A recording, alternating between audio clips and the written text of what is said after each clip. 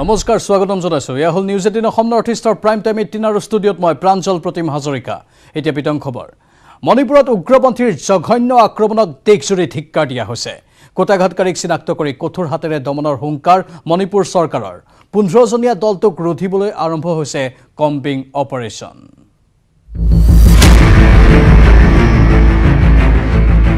মণিপুৰত উগ্ৰপন্থীৰ জঘন্য আক্ৰমণক দেশজুৰি ধিক্কাৰ কোটাঘাটকাৰীক কঠোৰ হাতেৰে দমনৰ হুংকাৰ মণিপুৰ চৰকাৰৰ ইতিমধ্যে চিনাক্ত হৈছে এম্বুছত জড়িত একাংশ উগ্ৰপন্থী 15 জনীয়া দলটোক ৰোধিবলৈ আৰম্ভ কম্বিং অপাৰেশ্যন শনিবাৰে দিনৰ 11 বজাৰ ঘটনা म्यानमार সীমান্তৰ 43 নম্বৰ স্তম্ভৰ কাষতে অসম ৰাইফলছৰ কনভয়ক লক্ষ্য কৰি তিনিটা আইডি বিস্ফোৰণ উগ্ৰপন্থীৰ ভয়ংকৰ শব্দৰে আইডি বিস্ফোৰণৰ পিছতে আৰম্ভ হ'ল ধাৰাসাৰ গুলীবৰ্ষণ প্ৰায় 150 ৰাউণ্ড গুলীৰে উগ্ৰপন্থীৰ 15 জনীয়া দলে থকা হৰকা কৰিলে অসম ৰাইফলছ বাহিনী উগ্ৰপন্থীৰ এম্বুছত পুত্ৰ আৰু পত্নীৰ সৈতে শ্বহীদ হ'ল কমাণ্ডিং অফিচাৰ বিপ্লৱ ত্ৰিপাঠী এই নিকৃষ্ট কাণ্ডত বৰমাৰ সুমন সৰকাৰীৰ লগতে বীৰগতি লাভ কৰিলে আন 4 গৰাকী জোৱানে উগ্ৰপন্থীৰ এম্বুছত আহত 6 গৰাকী জোৱানৰ সম্প্ৰতি চিকিৎসা চলিছে লেইমাখন মিলিটাৰী হস্পিটেলৰ লগতে ইম্ফলৰ এখন ব্যক্তিগত খণ্ডৰ চিকিৎসালয় ইপিনে পিপলছ লিবাৰেশ্যন ফ্ৰণ্ট আৰু মণিপুৰ নগা পিপলছ ফ্ৰণ্ট নামৰ দুটা সংগঠনে এই জঘন্য আক্ৰমণৰ দায়িত্ব স্বীকাৰ কৰা ঘটনাই হতচকিত কৰিছে উত্তৰ পূবৰ বহু উগ্ৰপন্থী সংগঠনক কাৰণ এম্বুছ সংঘটিত হোৱা সুৰাচান্দপুৰ জিলাৰ এছ সেকেন গাঁৱত আধিপত্য আছে জমি ৰিভলিউচনাৰী আৰ্মিৰ আন 19টা কুকি আৰু জমি জনগোষ্ঠীৰ সংগঠনৰ সৈতে বৰ্তমান যুদ্ধবিৰতিত আছে জেডাৰে নামৰ এই সংগঠনটো তেন্তে কি উদ্দেশ্যৰে এই ভয়ংকৰ কাণ্ড সংঘটিত কৰিলে পিএলএফ আৰু এমএনপিয়ে 2015 চনত চান্দেল জিলাত এনএছএনকে আৰু আলফা স্বাধীনৰ যৌথ আক্ৰমণত কেইবাগৰাকী সেনা জোৱান শ্বহীদ হোৱাৰ পিছত 6 বছৰে কোনো অঘটন ঘটা নাছিল মণিপুৰত যি সময়ত আলফা স্বাধীনৰ লগতে যুদ্ধবিৰতি ঘোষণা কৰিছে আন বহু সংগঠনে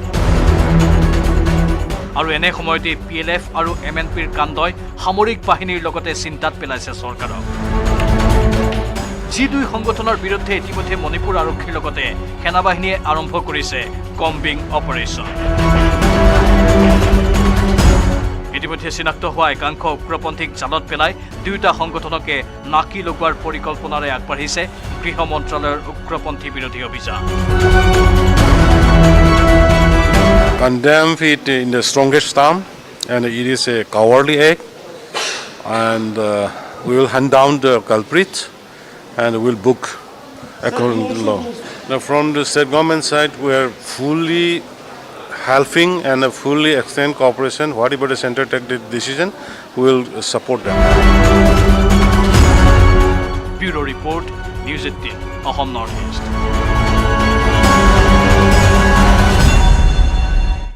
ডিসেম্বৰত অহাৰ কথা আছিল পুত্ৰৰ জন্মদিন উদযাপন কৰিবলৈ আহিম বুলি কথা দিয়া বীৰ জোৱান সুমন সৰগিয়াৰীৰ মনৰ আশা মনতে থাকি গ'ল মণিপুৰত উগ্ৰপন্থীৰ গুলীত নিহত হ'ল সুমন সৰগিয়াৰী আৰু তাৰ পিছত এতিয়া শোকাকুল পৰিৱেশে বিৰাজ কৰিছে সুমন সৰগিয়াৰীৰ বৰমাৰ ঠেকেৰাকুছি গাঁৱত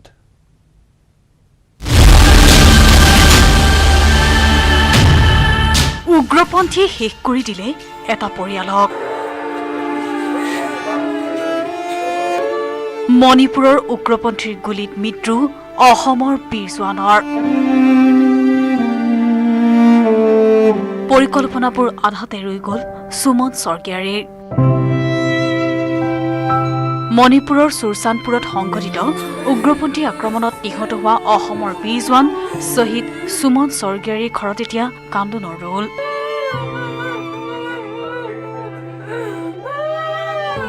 ঘৰখনৰ একমাত্ৰ উপাৰ্জনকাৰীজনৰ মৃত্যুত এতিয়া দিক বিদিক হেৰুৱাইছে পৰিয়ালটোৱে কুলাত 2.5 বছৰীয়া সন্তানক লৈ সুমন সৰগিয়াৰীৰ পত্নীয়ে মানিয়েই ল'ব পৰা নাই প্ৰিয়জনক হেৰুৱাৰ খবৰটো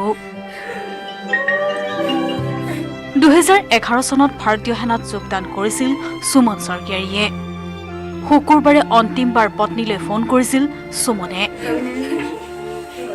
তাৰ পিছৰ পৰা বন্ধ হৈ আছিল সুমনৰ মোবাইল।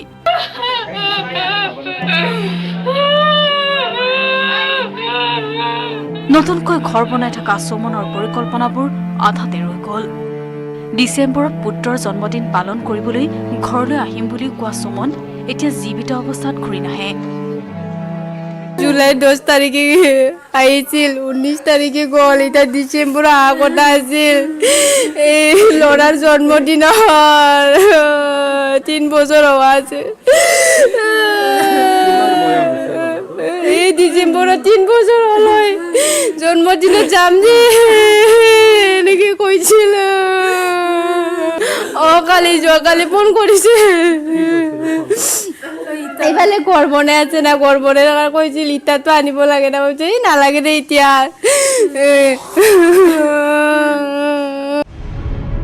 শনিবাৰে মণিপুৰৰ ভাৰত ম্যানমাৰ সীমান্তৰ চুৰচান্দপুৰত আছাম ৰাইফলছৰ 46 নং বেটেলিয়নৰ এটা দলৰ ওপৰত চলিছিল আক্ৰমণ। উগ্ৰপন্থীৰ গুলীত নিহত হৈছিল এজন কামাণ্ডিং অফিচাৰৰ পত্নী পুত্ৰসহ 7 জনৰ। উল্লেখ্য যে সুমন স্বৰ্গীয়াৰীৰ পিতৃ কনক স্বৰ্গীয়াৰীৰো 2007 চনত মৃত্যু ঘটিছিল উগ্ৰপন্থীৰ গুলীত। দেউতাকো মাৰা গ'ল উগ্ৰবাদীৰ হাতত, তেনেকৈ 10টা পৰ্যন্ত গুলি মাৰি খতম কৰি দিলে দেউতাকক উগ্ৰবাদী। তাৰপাছত তেনেকৈ ল'ৰাটোক মই আচলতে লোকৰ ঘৰ কাম চাম কৰি হ'লেও তেনেকৈ ল'ৰাটোক পঢ়াই কোনাই একেবাৰে একমাত্ৰ ল'ৰা আছিলে, 2টা বায়েক আছিলে, 2জনী। এনেকৈ দৌৰি ফুৰি এনেকৈ ইণ্টাৰভিউ দি পেলাই মানে ল'ৰাটো যেনে তেনেকৈ চাকৰিটো কৰিছিলে। এতিয়া আকৌ ইমান কম দিন চাকৰি কৰি ইমান কম দিনতে এইটো হ'বলৈ পালে। ভগৱান। ইফালে সংকটজনক অৱস্থাত থকা 4জন জোৱানৰ ভিতৰত 2জনৰ অৱস্থা এতিয়াও সংকটজনক। এই ঘটনাই শেষ ঘটনা হওক, কাৰো বুকু সুদা কৰি যাতে অমানিশা নামি নাহক তাৰে কামনা কৰিছে সকলোৱে। কাৰণ আক্ৰমণৰ দায়িত্ব স্বীকাৰ কৰা উগ্ৰপন্থী সংগঠন পিপলছ লিবাৰেশ্যন আৰ্মীক ধিক্কাৰ দিছে সকলোৱে। মুছলপুৰৰ পৰা Manohar Rajbongshi, news 18 Assam north east. ইয়াৰ মাজতে আহিছে এক ব্ৰেকিং নিউজ। শ্বহীদ সুমন স্বৰ্গীয়াৰীৰ পৰিয়াললৈ 50 লাখ টকা ঘোষণা কৰা হৈছে। শ্বহীদ পৰিয়ালক ৰাজ্য চৰকাৰে আগবঢ়াব এই অনুদান। শ্বহীদগৰাকীৰ বাসগৃহত ঘোষণা মন্ত্ৰী ইউজি ব্ৰহ্মৰ, ৰাজ্য চৰকাৰৰ হৈ ঘোষণা মন্ত্ৰী ইউজি ব্ৰহ্মৰ। আমি পুনৰবাৰ জনাইছোঁ, শ্বহীদ সুমন স্বৰ্গীয়াৰীৰ পৰিয়াললৈ 50 লাখ টকা ঘোষণা কৰা হৈছে। শ্বহীদ পৰিয়ালক ৰাজ্য চৰকাৰে আগবঢ়াব এই অনুদান। শ্বহীদগৰাকীৰ বাসগৃহত ঘোষণা কৰিছে মন্ত্ৰী ইউজি ব্ৰহ্মই, ৰাজ্য চৰকাৰৰ হৈ ঘোষণা মন্ত্ৰী ইউজি ব্ৰহ্মৰ। দেশৰ কাৰণে শ্বহীদ হৈ গ'ল। মণিপুৰী উগ্ৰপন্থীসকলে এম্বুছ কৰি পেলাই হত্যা কৰিছে। তাত PLA বুলি যিটো সন্দেহ কৰা হ'ল, 7জন ব্যক্তি মৃত্যুবৰণ কৰিব লগা হ'ল। এজন কৰ্ণেল ৰেংকৰ বিপ্লৱ ত্ৰিপাঠী আৰু তেওঁৰ পত্নী আৰু 6 বছৰীয়া ল'ৰা, লগতে সুমন স্বৰ্গীয়াৰী অসমৰ পৰা। তো এতিয়া অসমৰ এটা নীতি হৈছে যে যিজন ব্যক্তি অসমৰ হয় তেওঁ যদি দেশৰ স্বাৰ্থত কাম কৰি বা যুঁজি পেলাই যদি মৃত্যুবৰণ কৰে, আগতে 20 লাখ টকা দিয়াৰ এটা সিদ্ধান্ত আছিল। কিন্তু শেহতীয়াভাৱে কেবিনেটত এটা সিদ্ধান্ত হৈছে যে 50 লাখ টকা দিব। মুখ্যমন্ত্ৰী মহোদয়ে মোক এই জাষ্ট নাও কৈ পেলাই কৈছে যে 50 লাখ দিব বুলি ক'ব লাগে। 50 লাখ দিয়া হ'ব আৰু লগতে কেন্দ্ৰ চৰকাৰৰ পৰা যিখিনি সা সুবিধা তেওঁ পাব লাগে সেইখিনি সা সুবিধা তেওঁ পাই থাকিব। আৰু কেন্দ্ৰ চৰকাৰৰ কিছুমান গাইডলাইনছ আছে, এনেকৈ যাব। আৰু উগ্ৰপন্থীৰ হাতত যে মৃত্যুবৰণ কৰিলে এই দেশৰ শ্বহীদ হ'ল, চবেই সন্মান দিব লাগে, আমিও দিছোঁ। আৰু অসম চৰকাৰে যিটো গভীৰ দুখ প্ৰকাশ কৰিছে আৰু আজি তেওঁৰ মৃত্যুত আমাৰ অসমৰে নহয় ভাৰতৰ মানে এটা অপূৰণীয় ক্ষতি। তো লগতে এটা আহ্বান জনাব খুজিছোঁ যে মণিপুৰী উগ্ৰপন্থীসকল এটা আজি সময় হৈছে সলনি কৰাৰ, ইতিহাসটো সলনি কৰিব লাগে। কাৰণ ইমান বছৰ আজি প্ৰায় মানে স্বাধীনতাৰ পিছত এই PLA উগ্ৰপন্থীসকলে উগ্ৰবাদ চলাই আছে। লাভনো কি হ'ল? মণিপুৰী আজিৰ দিনত বহুতখিনি আগবাঢ়ি যাব লাগিছিল। ভাষা সংস্কৃতি চবৰ ক্ষেত্ৰত অগ্ৰণী ভূমিকা লোৱা মণিপুৰ বহুত আগবাঢ়ি যাব লাগিছিল, কিন্তু উগ্ৰবাদৰ কাৰণে বহুত পিছ পৰি গ'ল, বদনামো হ'ল। তো এতিয়া সলনি হোৱাৰ এটা সময় হৈ গৈছে। কাৰণ এই সুমন স্বৰ্গীয়াৰী অসমৰ পৰা গৈ চাকৰি কৰিব গৈছিল, দেশৰ স্বাৰ্থত গৈছিলে, কিন্তু মণিপুৰৰ কোনো মানুহৰ বিৰুদ্ধে কাম কৰিবলৈ যোৱা নাছিল। তো এইটো দুখৰ বিষয়। এইকাৰণে চৰকাৰ সদায় পৰিয়ালৰ লগত থাকিব। আৰু খন্তেক পিছতেই লোকপ্ৰিয় গোপীনাথ বৰদলৈ বিমানবন্দৰত অৱতৰণ কৰিব শ্বহীদ সুমন স্বৰ্গীয়াৰীৰ নশ্বৰ বৰঝাৰৰ পৰা পোনে পোনে বৰমাৰ বাসগৃহলৈ নিয়া হ'ব শ্বহীদগৰাকীৰ নশ্বৰ দেহ। আগবঢ়াইছোঁ বৰমাৰ আমাৰ সাংবাদিক ধ্ৰুৱজ্যোতি তালুকদাৰৰ এক প্ৰতিবেদন। বৰ্তমান উপস্থিত আছোঁ বাস্কা জিলাৰ যি বৰমাথ আৰক্ষী থানাৰ অন্তৰ্গত যিগৰাকী সেনা জোৱান মণিপুৰত নিহত হৈছিলে, এম্বুচত নিহত হৈছিলে, এই সুমন স্বৰ্গীয়াৰী ঘৰত উপস্থিত আছোঁ। আৰু মই দৃশ্য দেখুৱাইছোঁ যে সুমন স্বৰ্গীয়াৰীৰ এতিয়া দৃশ্য মই দেখুৱাবলৈ লৈছোঁ যে এনেদৰে ইতিমধ্যে প্ৰস্তুতি চলোৱা হৈছে অন্তিম অন্ত্যেষ্টিক্ৰিয়া যি পৰ্ব, এই পৰ্বৰ কাৰণে ইতিমধ্যে এনেধৰণে প্ৰস্তুতি চলোৱা হৈছে। যথেষ্ট সংখ্যক মানুহৰ আমি ভিৰ দেখিবলৈ পাইছোঁ। আৰু এনেদৰে সুমন স্বৰ্গীয়াৰীৰ গৃহৰ সন্মুখতে দেখিবলৈ পোৱা গৈছে যে যি অন্ত্যেষ্টিক্ৰিয়াৰ যি অন্তিম যি অন্ত্যেষ্টিক্ৰিয়া সম্পন্ন কৰা হ'ব তাৰ কাৰণে ইতিমধ্যে চিতা প্ৰস্তুত কৰা হৈছে। মই দেখুৱাবলৈ যত্ন কৰিছোঁ নিজে তেওঁৰ দৰ্শকসকলক দেখুৱাবলৈ যত্ন কৰিছোঁ যে এনেদৰে ইতিমধ্যে যি এই চিতা প্ৰস্তুত কৰা হৈছে। আৰু সুমন স্বৰ্গীয়াৰীৰ গৃহৰ সন্মুখতে এনেদৰে চিতাখন প্ৰস্তুত কৰা হৈছে। আৰু ইয়াত দেখিবলৈ পোৱা গৈছে যে আৰক্ষী হওক, সেনা জোৱান আহি উপস্থিত হৈছে। আৰু এতিয়াৰ পৰা প্ৰায় 1.5-2 ঘণ্টা পিছত যি সুমন স্বৰ্গীয়াৰীৰ নশ্বৰ দেহ এই স্থানত উপস্থিত হ'ব। ইয়াত স্থানীয় ব্যক্তি আছে, তেওঁৰ পৰা জানিব বিচাৰিম যে দাদা, সুমন স্বৰ্গীয়াৰীক আপুনি কেনেধৰণে লগ পাইছিলে? সুমন স্বৰ্গীয়াৰীক আমিতো জন্মৰ পৰাই লগ পাইছোঁ। তেখেতে এখন ঘৰতে জন্ম, সৰুকালৰ পৰা আমি লগ পাই আছোঁ। এতিয়া তেখেতৰ অকাল মৃত্যুৰ কাৰণে গাঁওবাসী বৰ দুখত ভাগি পৰি আছে। ইপিনে আগুৱাই যাম আমি, যিহেতু সুমন স্বৰ্গীয়াৰীৰ নশ্বৰ দেহ আৰু 1.5-2 ঘণ্টা পিছত এই স্থানত আহি পাব, গৃহত উপস্থিত হ'ব। এতিয়া যিটো প্ৰস্তুতি কেনেধৰণে কৰা হৈছে অন্ত্যেষ্টিক্ৰিয়াৰ কাৰণে? এতিয়া তেওঁৰ মৃত্যুদানে অন্ত্যেষ্টিক্ৰিয়াৰ কাৰণে আমাৰ ৰাইজে দলে বলে লগ লাগি তেখেতৰ শিঠা সম্পূৰ্ণ কৰা হৈছে। আৰু প্ৰশাসনৰ ফালৰ পৰা আহি যিখিনি সহায় সহযোগ কৰিব লাগে এইখিনি কৰিছে। খেলা ধূলা বা শিক্ষাৰ ক্ষেত্ৰত কেনেকুৱা আছিলে? শিক্ষাৰ ক্ষেত্ৰতো তেখেতে ইমান দুৰ্বল নাছিলে, ঠিকে আছিলে। মধ্যম হিচাপে আমি কৰোঁ, খেলা ধূলাটো ঠিকে আছিলে। আৰু খুব নম্ৰ অমায়িক ল'ৰা আছিলে। কি খেলা খেলিছিল সৰুৰ পৰা আপুনি? ফুটবল খেলাত অলপমান হেৰি আছিলে দেখক। কিছু সময় পিছত ইয়াৰ স্থানীয় লোক জানিব সন্ধিয়া 7 বজা বা 8 বজাৰ ভিতৰত যি সুমন স্বৰ্গীয়াৰীৰ নশ্বৰ দেহ, এই নশ্বৰ দেহ এই স্থানত উপস্থিত হ'ব। আৰু এই নিজ যি গৃহভূমি, এই গৃহভূমিত আহি উপস্থিত হ'ব। আৰু এই দৃশ্য মই নিজ দৰ্শকসকলক দেখুৱাইছোঁ যে এনেদৰে যি অন্ত্যেষ্টিক্ৰিয়া স্থানসমূহ যি প্ৰশাসনে ইতিমধ্যে প্ৰস্তুত কৰি তুলিছে। আৰু সামগ্ৰিকভাৱে গোটেই যি ব্যৱস্থাটো ইতিমধ্যে প্ৰস্তুত কৰি তোলা পৰিলক্ষিত হৈছে। যি স্থানীয় প্ৰশাসন আৰু স্থানীয় লোকসকলে ইতিমধ্যে এই ক্ষেত্ৰত যথেষ্ট আগভাগ লোৱা পৰিলক্ষিত হৈছে। এবাৰ পাথাৰকান্দিৰ ডেংগাৰবন্দৰ উত্তেজনাৰ খবৰ। বাগিচাৰ এজন শ্ৰমিকৰ মৃত্যুক কেন্দ্ৰ কৰি তাত উত্তেজনাৰ সৃষ্টি হ'ল। শনিবাৰে ৰাইজে বেয়াকৈ প্ৰহাৰ কৰিছিল শ্ৰমিকজনক। এটা দুৰ্ঘটনাৰ পিছতেই আক্ৰমণৰ বলি হৈছিল শ্ৰমিকজন। মৃত ৰাজকুমাৰ গোৱালা ডেংগাৰবন্দ বাগিচাৰ শ্ৰমিক। সংকটজনক অৱস্থাত শিলচৰ মেডিকেল কলেজ হস্পিটেলত ভৰ্তি কৰোৱা হৈছিল শ্ৰমিকজনক। আজি শিলচৰ মেডিকেল কলেজ হস্পিটেলত মৃত্যু হয় ৰাজকুমাৰ গোৱালাৰ। কুৰবান আলী নামৰ লোকজনৰ পৰিয়ালে মাৰিছিল গোৱালাক। শ্ৰমিকজনৰ মৃত্যুৰ পিছতেই অঞ্চলটোত তীব্ৰ উত্তেজনাৰ সৃষ্টি হয়। বাগিচাৰ শ্ৰমিকে অগ্নিসংযোগ কৰে কেইবাটাও ঘৰত। শ্ৰমিকজনৰ মৃতদেহ আহি পোৱাৰ পিছতেই অধিক উত্তপ্ত হৈ পৰে পৰিস্থিতি নিয়ন্ত্ৰণৰ চেষ্টা চলাই পাছত আৰক্ষীয়ে।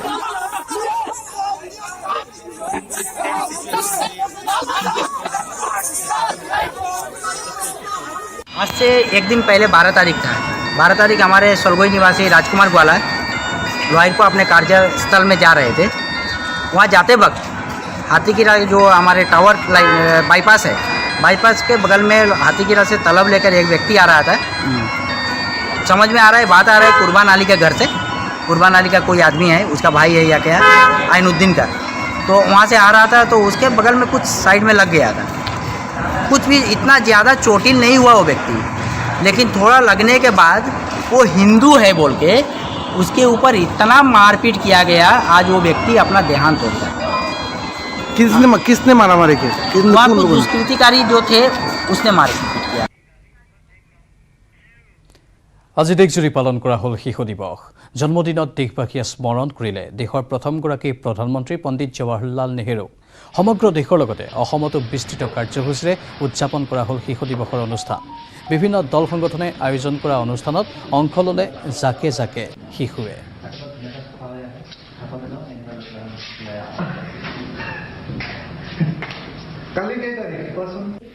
এয়া হ'ল শিশু দিৱসৰ কাৰ্যসূচী ৰাজ্যৰ বিভিন্ন প্ৰান্তত। কণ কণ শিশুসকলে অংশগ্ৰহণ কৰিলে এই কাৰ্যসূচীত। বিভিন্ন প্ৰান্তত অনুষ্ঠিত হ'ল এইসমূহ অনুষ্ঠান। মুঠতে দেশৰ সমান্তৰালভাৱে অসমতো শিশু দিৱসৰ বিশেষ কাৰ্যসূচী আজি দিনজোৰাকৈ দেখা গ'ল। জন্মদিনত দেশবাসীয়ে স্মৰণ কৰিলে দেশৰ প্ৰথমগৰাকী প্ৰধানমন্ত্ৰী পণ্ডিত Jawaharlal Nehru.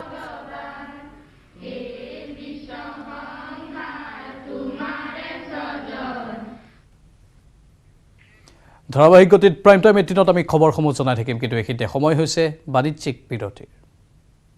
Engineering Power Dealer now with free registration, insurance and easy finance. Contact Skylight Automotive Private Limited 7002845016.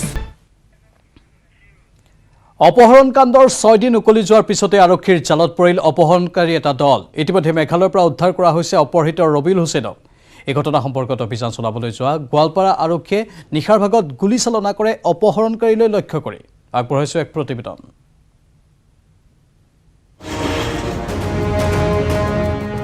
আৰক্ষীৰ পিষ্টল কাটি পৰাবলৈ চেষ্টা কৰিছিলে। আৰক্ষীৰ বন্দুক গৰজি উঠিছিলে আৰু থিতাতে ঢলি পৰিছিলে যি গভাইত আচলতে দুৰ্দশ এটা অপৰাধী, যিজন অপৰাধী নাম হৈছে ছাদ্দাম হুছেইন। ইটোৰ পিছত সিটো অসম আৰক্ষীৰ এনকাউণ্টাৰ। অপহৰণকাৰীলৈ লক্ষ্য কৰি আৰক্ষীৰ গুলী। এটা অপহৰণৰ আঁত ধৰি নিশা গোৱালপাৰাত চলিছিল আৰক্ষীৰ অভিযান। 9 নৱেম্বৰত কৃষ্ণাইৰ পৰা অপহৰণ হৈছিল কাৰাইখোৱা দেওধুতুৰি গাঁৱৰ ৰবিউল হুছেইন নামৰ লোকজন। গোৱালপাৰা আৰক্ষীয়ে কেইবাদিনো ধৰি অপহৃত লোকজনৰ সন্ধানত অব্যাহত ৰাখিছিল ব্যাপক অভিযান। শনিবাৰে নিশাও অপহৰণকাৰীলৈ লক্ষ্য কৰি গুলী চলাইছিল গোৱালপাৰা আৰক্ষীয়ে, কিন্তু আৰক্ষীৰ কবলৰ পৰা সাৰি গৈছিল অপৰাধী। অৱশেষত অপহৃত ৰবিউল হুছেইনক মেঘালয়ৰ পৰা উদ্ধাৰ কৰে আৰক্ষীয়ে। মাষ্টাৰ মাইণ্ড বুলি কোৱা হৈছে ছাদ্দাম হুছেইনক গ্ৰেপ্তাৰ কৰিবলৈ সক্ষম হৈছিল আৰু অপহৰণ হোৱা ব্যক্তিজনকো উদ্ধাৰ কৰিছিলে। অপহৰণকাৰী ছাদ্দাম মাৰাক ওৰফে ছাদ্দাম হুছেইনক আটক কৰাৰ পিছতে আন এটা অপহৰণকাৰীৰ সন্ধান চলাবলৈ যোৱাৰ সময়তে আৰক্ষীৰ পিষ্টল কাঢ়ি পলায়নৰ চেষ্টা কৰিছিল। লগে লগে আৰক্ষীয়ে ছাদ্দামৰ ভৰিত গুলীয়াই আহত কৰে। আহত অপহৰণকাৰী ছাদ্দাম হুছেইনক নিশাই গোৱালপাৰা অসামৰিক চিকিৎসালয়ত ভৰ্তি কৰোৱা হয়। ইফালে অপহৰণ কাণ্ডৰ মূল মাষ্টাৰ মাইণ্ড ছাদ্দাম হুছেইনৰ লগতে আন 5টা অপহৰণকাৰীকো আৰক্ষীয়ে গ্ৰেপ্তাৰ কৰিছে। অৱশ্যে অপহৰণৰ কাৰণ এতিয়াও জানিব পৰা হোৱা নাই। আটাইকেইটা অপহৰণকাৰীকেই অধিক তথ্যৰ বাবে সোধা পোছা অব্যাহত ৰাখিছে গোৱালপাৰা আৰক্ষীয়ে। দুধনৈৰ পৰা অৰূপ নাথৰ সহযোগত গোৱালপাৰাৰ পৰা ৰিংকু দাসৰ report, news 18 Assam north east. Rangia কেন্দ্ৰীয় বিদ্যালয় আৰু শিৱসাগৰ বিদ্যালয়ৰ পিছত নগাঁৱত এবাৰ কৰোণাতংক। নগাঁৱৰ আগশাৰীৰ শিক্ষানুষ্ঠান ৰামানুজন জুনিয়ৰ কলেজত ভয়াৱহ ৰূপত এতিয়া কোভিডৰ সংক্ৰমণ বৃদ্ধি পাইছে। কৰোণা সংক্ৰমণৰ বাবে খালী কৰা হৈছে ৰামানুজন জুনিয়ৰ কলেজৰ 20টা হোষ্টেল। শনিবাৰে ৰামানুজন জুনিয়ৰ কলেজৰ 6জনকৈ ছাত্ৰৰ লগতে কৰোণাত আক্ৰান্ত হৈছিল মহাবিদ্যালয়খনৰ অধ্যক্ষ দিলীপ বৰাও।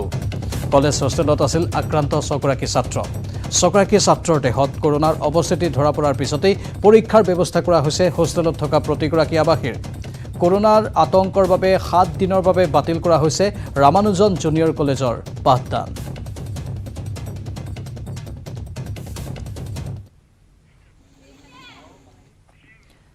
বিজেপিক ৰোধ কৰাৰ স্বাৰ্থত বদৰুদ্দিন আজমল নেতৃত্বাধীন AIUDF দলক কংগ্ৰেছত চামিল হ'বলৈ আহ্বান জনাইছে কংগ্ৰেছৰ বিধায়ক দিগন্ত বৰ্মন আৰু প্ৰাক্তন মন্ত্ৰী অকণ বৰাই।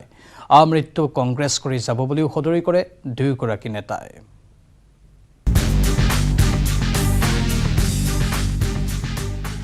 UDF দলটো এতিয়া ভংগ কৰি কংগ্ৰেছ দলৰ লগত চামিল হৈ যাব লাগে। UMFৰ অৱস্থা হ'ব AIUDFৰ। AIUDF কংগ্ৰেছত চামিল হোৱাটো নিশ্চিত।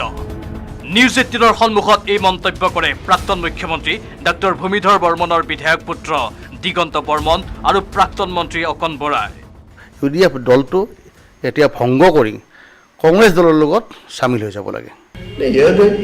UDFটো আমি কেনেকৈ সেই সময়ত দুদিনৰ সময়তো গগৈ ডাঙৰীয়াই বহুত হেৰি কৰিছিলে, ৰিকুৱেষ্ট কৰিছিলে, আমি ৰিকুৱেষ্ট কৰাইছিলে একগোট হৈ আমি মিলি পেলাই মাৰ্চ কৰি পেলাই আমি কাম কৰোঁ। কংগ্ৰেছৰ আজিতকৈ বহু বেয়া অৱস্থা দেখিছোঁ। বেয়াৰ পিছতেই আকৌ ভাল দিন আহে জাতীয় কংগ্ৰেছ দলৰ। এই মন্তব্য কৰে দিগন্ত বৰ্মন আৰু অকন বৰাই।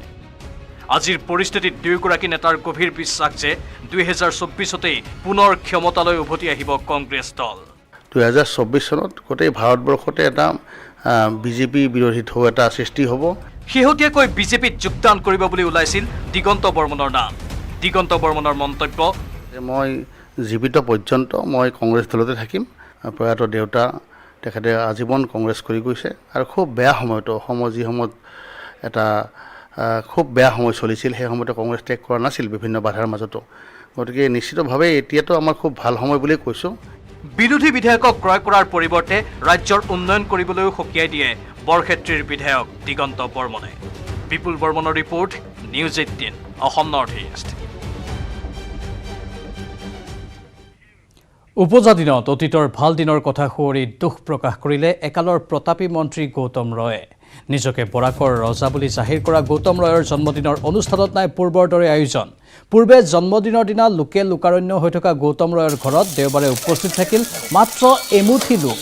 কংগ্ৰেছ এৰি বিজেপিত যোগদান কৰা গৌতম ৰয়ৰ এতিয়া দিন বেয়া। দুবাৰকৈ নিৰ্বাচনত পৰাজিত গৌতম ৰয়ৰ কাষত নাই সমৰ্থকৰ ভিৰ। এক প্ৰকাৰ অকলেই হাইলাকান্দিত গৌতম ৰয়ে উদযাপন কৰিলে ৭৪ সংখ্যক জন্মদিন। জন্মদিনত মনৰ দুখ সামৰিব নোৱাৰি গৌতম ৰয়ে গালে ৰবীন্দ্ৰ সংগীত।